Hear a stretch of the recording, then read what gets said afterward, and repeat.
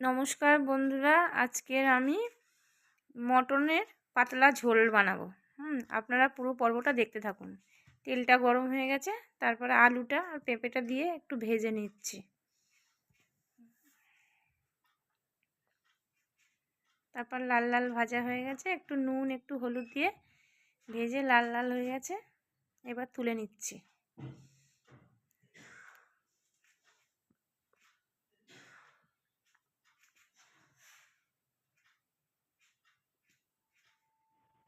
আর তোলা হয়ে গেছে, তেল ছিল, তেলের মধ্যে একটু তেল দিলাম, তারপরে দুটো তেজপাতা আর বাটিতে আছে এলাচ, লবঙ্গ, দারচিনি আর একটু গোটা জিরে ফোড়নে দিয়ে দিলাম। ফোড়নে দেওয়ার পরে পেঁয়াজ কুচনোটা দিয়ে দিলাম। পেঁয়াজ কুচনোটা একটু লাল লাল হবে,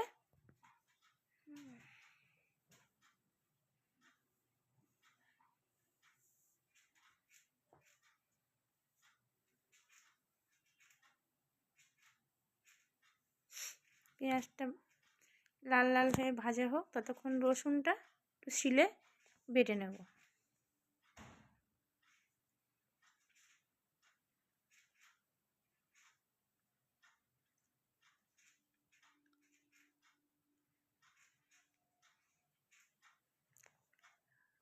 রসুনটা আমার বাটা হয়ে গেছে, এবার পেঁয়াজের মধ্যে রসুনটা দিয়ে দিলাম, দিয়ে একটু রসুনটাও একটু ভাজা ভাজা করে নেব, হালকা একটু ভেজে নেব।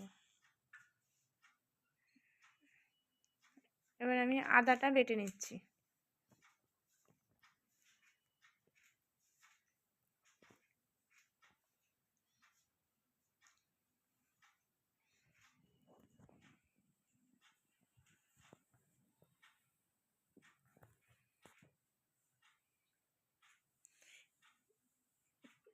মধ্যে টমেটো আর আদা দিয়ে দিলাম কষানোর মধ্যে, দিয়ে এবার কষিয়ে নেব মশলাটা। তারপরে শুকনো লঙ্কা একটু বেটে নিচ্ছি, যেহেতু মটন একটু শুকনো লঙ্কা বাটা দিলে টেস্টটা ভালো হবে।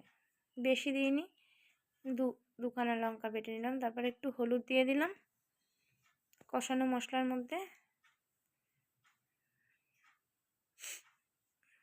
একটু নুন দিয়ে দিলাম, আর দিলাম ধনে গুঁড়ো।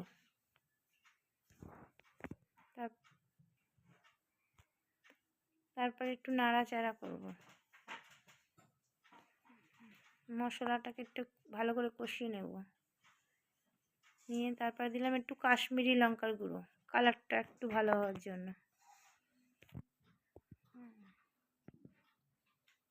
তারপরে একটু কষাতে থাকছি।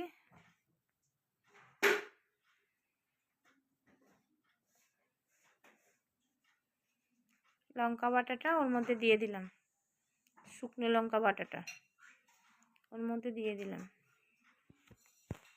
শুকনো লঙ্কা যে যেমন ঝাল খাবেন তেমনই দেবেন, আমি যেরকম দুটো দিয়েছি।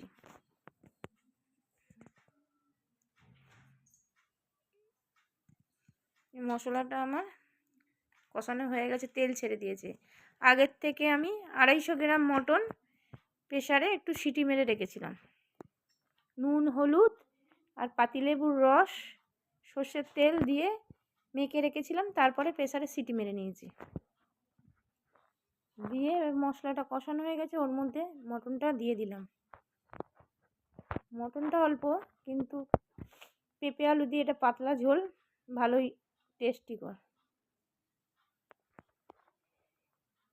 কষানো হয়ে গেছে, এবার মটন সেদ্ধ করা যে এটা জলটা ছিল প্রেসার কুকারে, ওটা ঢেলে দিলাম। যেহেতু নতুন আলুটা আর পেঁপেটা সেদ্ধ হবে, তার জন্য আমি আর একটু জল দিয়ে দেবো। পেঁপেটা আর আলুটা ঢেলে দিলাম, দিয়ে আর একটু জল দিয়ে দিয়েছি।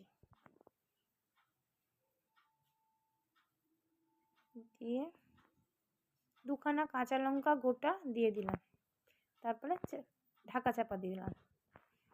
কিছুক্ষণ পরে খুলে একটু নেড়ে দিলাম।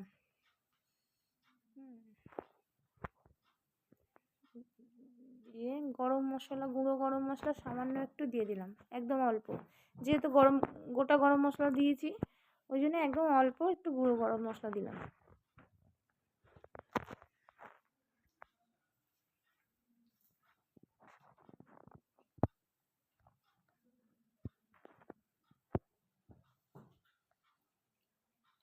একটু নাড়িয়ে নিলাম।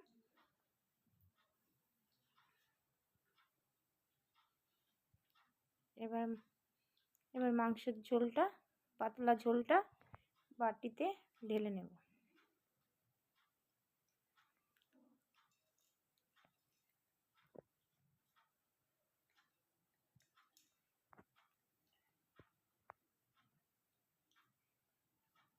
একদম হালকা ঝোল, খুব কম তেল মশলা দিয়ে। আজকের মতন এখানে ভিডিওটা, ধন্যবাদ।